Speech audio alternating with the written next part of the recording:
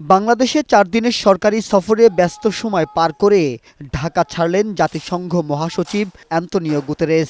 রোববার সকাল ৯টা ৫৫ তাকে বহনকারী বিশেষ বিমান ঢাকার হজরত শাহজালাল আন্তর্জাতিক বিমানবন্দর ছেড়ে যায়।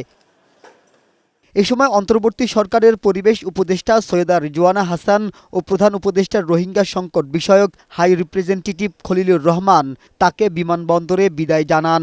ঢাকা ছাড়ার আগে প্রধান উপদেষ্টার সাথে টেলিফোনে কথা বলেন জাতিসংঘের মহাসচিব। এর আগে ৪ দিনের সফরে বৃহস্পতিবার বিকেলে ঢাকায় আসেন জাতিসংঘ মহাসচিব। সফরকালে শুক্রবার প্রধান উপদেষ্টা ডক্টর মোহাম্মদ ইউনূসের সঙ্গে বৈঠক করেন তিনি।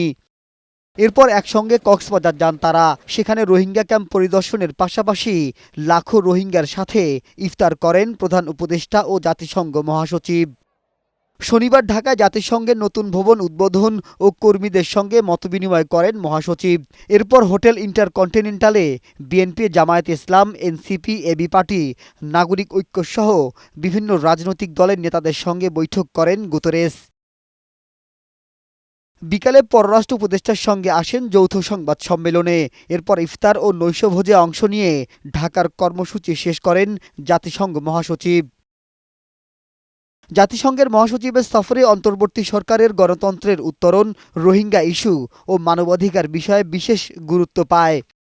মাহবুব আজমি, বৈশাখী সংবাদ, ঢাকা।